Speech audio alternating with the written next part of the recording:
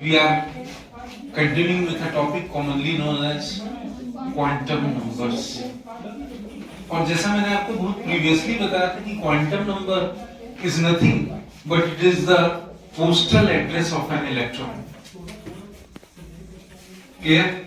It is the postal address of an electron. एक electron का shape, size, उसका आकार, उसका दिशा, उसकी ओरिएंटेशन, उसकी पोजीशन, उसकी स्पीड, उसकी गति, ये सब चीज जो है वो हमको क्वांटम नंबर से इसका पता चलता है. क्लियर? इनफैक्ट क्वांटम नंबर अगर आप देखेंगे तो स्ट्रक्चर ऑफ एटम की जान है ये, और इसको समझना बार बार जरूरी है क्योंकि इसी क्वांटम नंबर के आधार पे पूरा का पूरा पीरियोडिक टेबल है. इसी क्वांटम नंबर के आधार पे आगे के बहुत सारे लेसन्स आपको इसमें मिलेंगे. तो चलिए जानने की कोशिश करते हैं कि क्वांटम नंबर, जैसे मैंने आपको बताया था कि क्वांटम नंबर शुरुआत में तो 3 ही क्वांटम नंबर थे. कौन कौन सा? प्रिंसिपल, एजीम्यूथल और मैग्नेटिक. लेकिन बाद में एक चौथा क्वांटम नंबर स्पिन जोड़ा गया. मैं सबसे पहले आपको प्रिंसिपल क्वांटम नंबर के बारे में बताऊंगा. क्लियर? अब प्रिंसिपल क्वांटम नंबर किसको बोलते हैं? क्योंकि ये पीरियोडिक टेबल में देखिएगा, अगर आप प्रिंसिपल क्वांटम नंबर की बात करेंगे तो ये बताता है हमको filling up of the electron in the main shell. और ये अगर आप इस पीरियोडिक टेबल में ध्यान से देखेंगे तो आप ये सेकंड थर्ड पीरियड के shell, L shell, M shell and then N shell, हम इसके बारे में बात करते हैं. प्रिंसिपल क्वांटम नंबर मुख्य क्वांटम संख्या, जैसा कि हम सब जानते हैं, इसको हम डिनोट करते हैं n से. It is denoted by n, commonly known as principal quantum number, जैसा मैंने बताया था. और n की वैल्यू ये 1, 2, 3, 4 एंड सो ऑन हो सकती है. ये मेरे पास में एक छोटा सा मॉडल है, एक डायग्राम है. यहाँ पे सेंट्रली लोकेटेड न्यूक्लियस है. दिस वन इज द के शेल. इसमें n की वैल्यू होगी 1. फिर l शेल, n की वैल्यू 2, m शेल, n की वैल्यू 3, n शेल, n की वैल्यू 4, o शेल, n की value 5 and so on. It can go on like this, जैसा मैंने आपको बताया था. Is this clear? तो हम इसको KL, MN, OP के बारे में बताते हैं. इससे मेन चीज क्या पता चलती है? प्रिंसिपल क्वांटम नंबर से जो सबसे बड़ी चीज आपके दिमाग में आती है वो क्या है कि principal quantum number spectral lines, splitting up of electron in the spectrum में जो अलग अलग लाइंस स्प्लिट होती हैं, उसके बारे में ये हमको बताता है कि कैसे एक इलेक्ट्रॉन जंप करके अपने लोअर एनर्जी शेल से अपने हायर एनर्जी शेल में, मतलब साधारण अवस्था से उत्तेजित अवस्था में, नॉर्मल स्टेट से एक्साइटेड स्टेट में जाता है, और वापस थोड़ी देर वहां पे रहने के बाद वो वापस अपने नॉर्मल स्टेट में आ जाता है. तो प्रिंसिपल क्वांटम नंबर 2 चीजें प्रमुखता बताता है, जैसे मैंने आपको बताया था. ये बताता है जैसे के शेल में इलेक्ट्रॉन है, एल शेल में इलेक्ट्रॉन है, एम शेल में इलेक्ट्रॉन है, एन शेल में इलेक्ट्रॉन है, या ओ शेल में इलेक्ट्रॉन है. तो सबसे पहली चीज जो प्रिंसिपल क्वांटम नंबर बताता है वो है average distance of electron from the nucleus. Nucleus से इलेक्ट्रॉन की एक औसत दूरी जो है वो आपको ये प्रिंसिपल क्वांटम नंबर बताता है.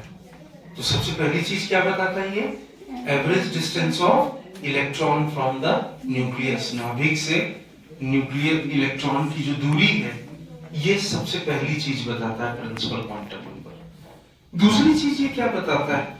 ये अगर हाइड्रोजन एटम है तो ये आपको एनर्जी ऑफ इलेक्ट्रॉन के बारे में भी, या हाइड्रोजन के जैसे पार्टिकल्स के बारे में भी, एनर्जी ऑफ इलेक्ट्रॉन के भी बारे में बताता है. जैसे हाइड्रोजन में n शेल में, कोई भी n शेल में एनर्जी ऑफ इलेक्ट्रॉन हम कैसे कैलकुलेट करते हैं? E ऑफ n, मैंने उस दिन आपको फॉर्मूला बताया था, equal to minus 2 pi square me4 upon n square h square upon n square h square. तो इससे आप सब जानते हैं यहाँ पे m क्या है, मास ऑफ द इलेक्ट्रॉन है, e क्या है, इलेक्ट्रॉन का चार्ज है, h प्लैंक्स कांस्टेंट है, जैसा कि आप जानते हैं, और ये n जो है वो शेल नंबर है। इसके बारे में मैंने आपको बताया था। दूसरी चीज, प्रिंसिपल क्वांटम संख्या आपको क्या बताता है? जो दूसरी प्रमुख चीज प्रिंसिपल क्वांटम संख्या बताता है वो ये है कि किस शेल में, ध्यान से सुनिएगा, किस शेल में कितने इलेक्ट्रॉन्स हम दे सकते हैं। और इसके लिए एक फॉर्मूला बताया गया, इस फॉर्मूला को हम बोलते हैं बोर-ब्यूरी स्कीम, ठीक है, और इसको हम बोलते हैं 2n²। इसको आम भाषा में हम बोले तो bore-bury scheme, commonly known as 2n²। इसको हम लोग बोलते हैं 2n² या बोर-ब्यूरी स्कीम। इसमें आप n की वैल्यू अगर 1 डालेंगे, जैसे आपने n की वैल्यू 1 डाली, तो ये कितना आ जाएगा? 2 आ जाएगा। मतलब के शेल में आप मैक्सिमम कितने इलेक्ट्रॉन्स दे सकते हैं? 2 इलेक्ट्रॉन्स दे सकते हैं। में n की वैल्यू 1 डाली तो कितना है? 2। मतलब के शेल में हम मैक्सिमम कितने इलेक्ट्रॉन एक्कोमोडेट कर सकते हैं? 2। अब इसी में मैंने 2 की वैल्यू 2 डाल दी, तो ये कितना आएगा? 8 आएगा। तो L शेल में आप मैक्सिमम कितने इलेक्ट्रॉन दे सकते हैं? 1 2 3 4 5 6 7 8। L शेल में आप मैक्सिमम कितने इलेक्ट्रॉन दे सकते हो? 8 electron. Total number of electron that can be accommodated in L shell is equal to 8। अब मैंने n की वैल्यू 3 डाल दी, तो ये कितना आ गया? 18। तो m शेल में आप मैक्सिमम कितने इलेक्ट्रॉन्स दे सकते हो? 18 इलेक्ट्रॉन।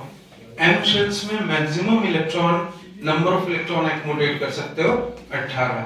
अगर मैंने यही वैल्यू n की वैल्यू जो है वो 3 डाल दी, 4 डाल दी, तो कितना हो जाएगा?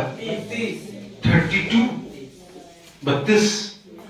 तो n शेल में, इस वाले शेल में आप मैक्सिमम कितने इलेक्ट्रॉन दे सकते हो? Total number of 32 electron. तो मैंने आपको बताया था कि ये प्रिंसिपल क्वांटम नंबर आपको ये भी बताता है कि किस शेल में हमको कितने इलेक्ट्रॉन्स एक्कोमोडेट करने हैं, किस शेल में हमको कितने इलेक्ट्रॉन्स एक्कोमोडेट करने हैं। तो ये था आपका प्रिंसिपल क्वांटम नंबर।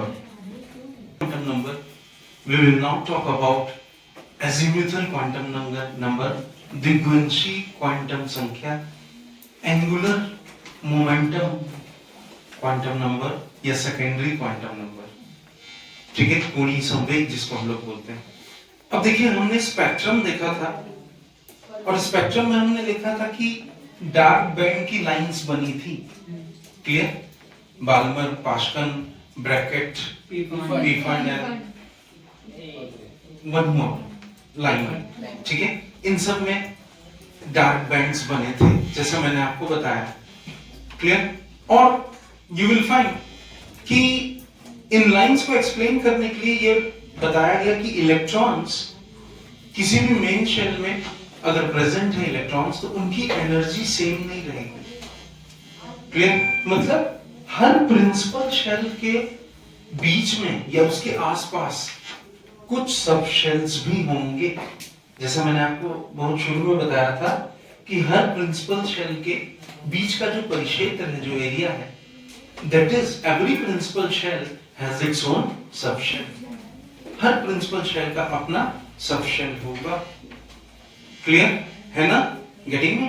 और डिफरेंट इलेक्ट्रॉन अलग अलग पाथ में मूव करता है, और जब अलग अलग पाथ में इलेक्ट्रॉन, जैसे इलेक्ट्रॉन कैसे ऐसे रोटेट भी करता है और क्या करता है, रिवॉल्व भी करता है, तो ऑब्वियसली उस इलेक्ट्रॉन का एंगुलर मोमेंटम भी, कोणीय संवेग भी अलग अलग होगा। उस इलेक्ट्रॉन का एंगुलर मोमेंटम भी अलग अलग होगा। तो एक ही प्रिंसिपल शेल में बहुत सारे सब शेल्स भी होंगे, और उनकी ऊर्जा, उनकी एनर्जी जो होगी वो भी क्या होगी, डिफरेंट होगी, क्लियर? और इलेक्ट्रॉनिक जंप होता है, इलेक्ट्रॉन नॉर्मल स्टेट या ग्राउंड स्टेट, साधारण अवस्था से एक्साइटेड स्टेट में जंप करता है, ठीक है? तो इससे हमको स्पेक्ट्रम के बारे में काफी कुछ जानने में हेल्प मिलती है। इससे हमको स्पेक्ट्रम के बारे में काफी कुछ जानने में हेल्प मिलती है। तो सबसे पहली चीज, एजीम्यूथल क्वांटम संख्या क्या बताता है? The azimuthal quantum number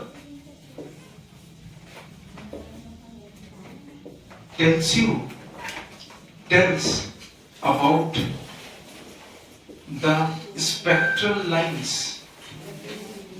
of the spectrum। सबसे पहले ये आपको स्पेक्ट्रल लाइंस ऑफ स्पेक्ट्रम के बारे में बताने में हेल्प करता है, जो पतली पतली फाइन लाइंस है स्पेक्ट्रम की। सबसे पहली चीज एजीम्यूथल क्वांटम नंबर बताता है। तो एजीम्यूथल क्वांटम नंबर तीन चीजें बताता है, नोट करेंगे और अपने माइंड में रखेंगे। सबसे पहली चीज क्या बताता है? Number of subshells present in the main shell. क्या बताता है ये? सबसे पहले एजीम्यूथल क्वांटम नंबर आपको सबशेल्स के बारे में बताता है। वही मैंने अभी बात कही कि हर प्रिंसिपल शेल के आसपास सबशेल्स हर प्रिंसिपल शेल के होते हैं। तो it tells you the number of the subshells present in the main shell. सबसे पहली बात ये बताता है, it tells you about the number of the subshells present in the main shells. Second is, obviously ये इलेक्ट्रॉन है, और जैसा मैंने आपको इसके बारे में पहले भी बताया था, नोटिस करेंगे। एक minute, can you hold this mic?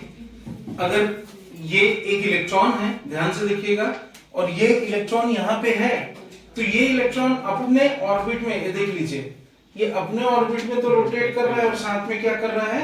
Revolve भी कर रहा है। बिल्कुल वैसे ही जैसे पृथ्वी सूर्य की परिक्रमा करती है। Am I right? ठीक है।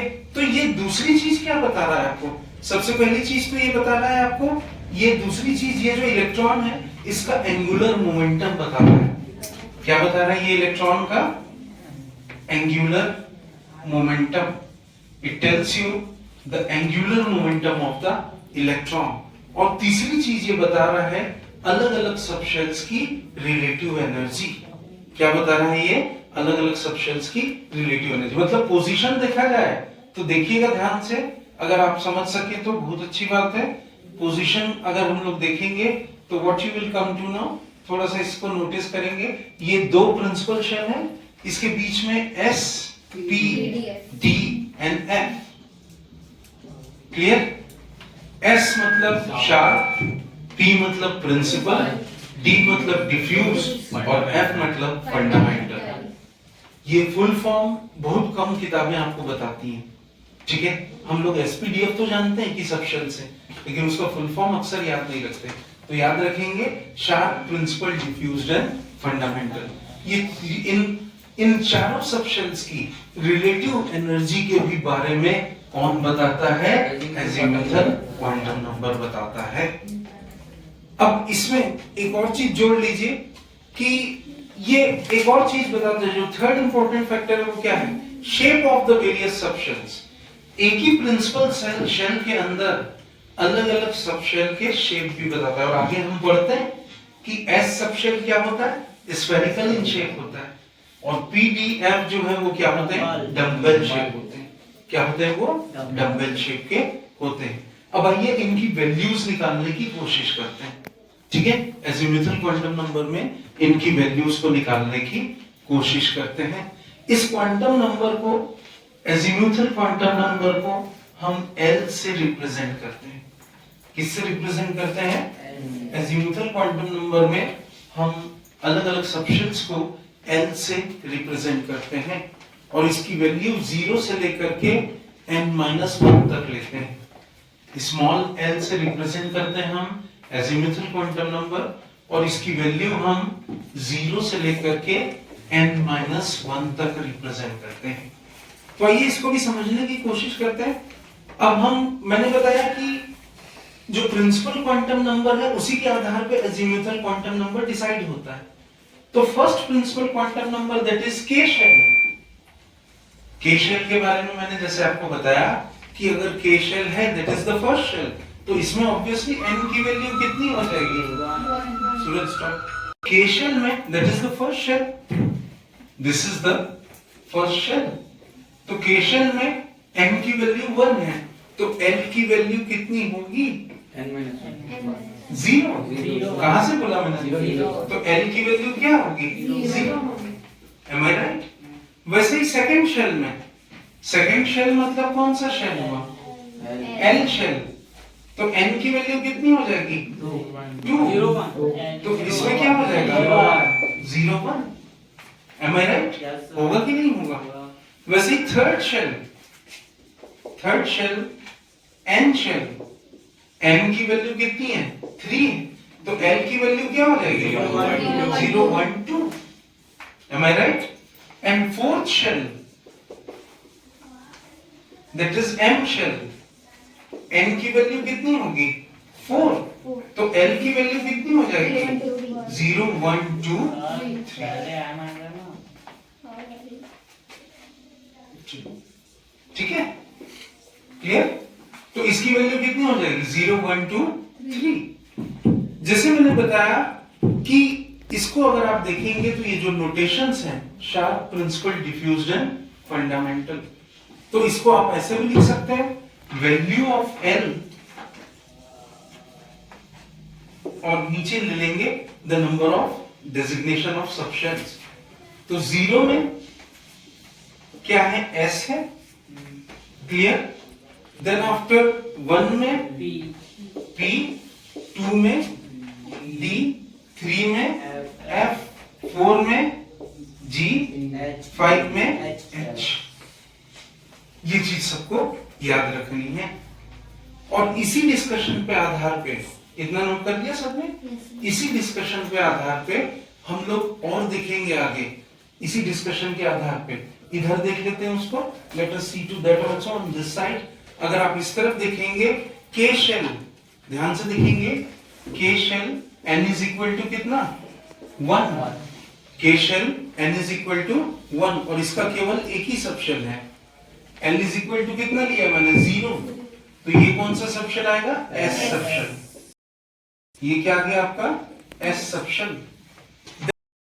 अगर आप देखेंगे इसमें s सबशेल आ रहा है, फिर l shell, l shell n is equal to 2। तो l की वैल्यू कितनी हो जाएगी? l की वैल्यू कितनी होगी? 0 एंड 1। 2 सबशेल्स है, एक s सबशेल हो गई, p subshell. One is s subshell 0, clear, and another one is p subshell. ये 0 हो गया और p सबशेल क्या हो गया? 1 हो गया। Then after third principal shell, m shell, m shell में n की वैल्यू कितनी हो जाएगी? 3 हो जाएगी। तो ऑब्वियसली इसके 3 सबशेल्स होंगे, कौन कौन से? s p d, clear? तो s में वैल्यू कितनी होगी? जैसे मैंने बताया था 0, l की वैल्यू 0 हो जाएगी, p में l की वैल्यू कितनी हो जाएगी? 1 हो जाएगी सबशेल में, और d में कितनी हो जाएगी? l की वैल्यू 2 हो जाएगी। This is for principal shell m, clear? और लास्ट में अगर आप देखोगे फोर्थ प्रिंसिपल शेल मतलब n शेल, तो n की वैल्यू कितनी होती है? 4 हो जाती है। यहाँ पे n की वैल्यू कितनी हो रही है? 4 हो रही है। तो इसके 4 सबशेल्स होंगे, s p d f, और इसमें l की वैल्यू कितनी हो जाएगी? l की वैल्यू 0, फिर p की वैल्यू 1 हो जाएगी, इसमें l की वैल्यू 2 और इसमें l की वैल्यू 3। ये चीज आपको याद रखनी है। इसको मैं आपको एक शॉर्टकट तरीके से भी समझाने की कोशिश करता हूँ, आई होप ये समझ गए होंगे आप। इसको मैं एक छोटे से शॉर्टकट, इक्वल टू 1 है तो दैट इज s सबशेल, है ना? अगर मेरे पास में n इज इक्वल टू 2 है तो sp, अगर मेरे पास में n इज इक्वल टू 3 है तो spd, और अगर मेरे पास में n इज इक्वल टू 4 है तो spdf। This is all about, जैसा मैंने आपको बताया था, about the second type of the quantum number called magnetic quantum number. The third quantum number जो इस कैटेगरी में आता है क्वांटम नंबर्स के, that is known as magnetic quantum number. इसमें हम लोग सबसे पहले first of all we will see the Zeeman effect. And what does Zeeman effect tells you? Whenever any spectral line किसी भी स्पेक्ट्रल लाइन को जब आप मैग्नेटिक फील्ड के इन्फ्लुएंस में रखते हो, प्रभाव में रखते हो, तो वो जो स्पेक्ट्रम है, that spectral line, it divides into number of lines, और इसी प्रभाव को हम लोग बोलते हैं, this effect is known as Zeeman effect. आगे हम लोग स्टार्क इफेक्ट भी पढ़ेंगे, बट उससे पहले आप यहां देखेंगे कि एक इलेक्ट्रॉन जो है वो ऑर्बिटल मोशन कर रहा है, जैसा मैंने आपको पहले ही बताया था। और जो इलेक्ट्रॉन ऑर्बिटल मोशन यहाँ पे कर रहा है, वो उसके रिटर्न में एक इलेक्ट्रिक फील्ड भी बनाएगा। वो उसके रिटर्न में क्या बनाएगा? It will form an electric field. वो उसके रिटर्न में क्या बनाएगा? It will develop an electric field. ये इलेक्ट्रिक फील्ड, इलेक्ट्रॉन रोटेट कर रहा है और वो इलेक्ट्रिक फील्ड जनरेट कर रहा है। इलेक्ट्रिक फील्ड जनरेट करते करके उसके रिटर्न में एक मैग्नेटिक फील्ड भी बनेगा। क्या बनेगा? It will form a magnetic field. विद्युतीय परिक्षेत्र और चुंबकीय परिक्षेत्र, इसका निर्माण यहाँ पे होगा। ठीक है, तो under the influence of external magnetic field, this electron under the influence of external magnetic field, जैसे मैंने आपको बताया था, जो इलेक्ट्रॉन है वो अपने आप को इस सबशेल में क्या करेगा? अपने आप को ओरिएंट कर लेगी। ओरिएंट मतलब अपने आप को एक डायरेक्शन देने की, दिशा देने की कोशिश करेगा। Is this clear? तो मैग्नेटिक क्वांटम नंबर जो है वो क्या बताता है? मैग्नेटिक क्वांटम नंबर जो है वो इलेक्ट्रॉन्स की दिशा बताने में सहायक होता है। The magnetic quantum number is helpful in explaining the orientation of electron in a subshell. That is what you call as the magnetic quantum number.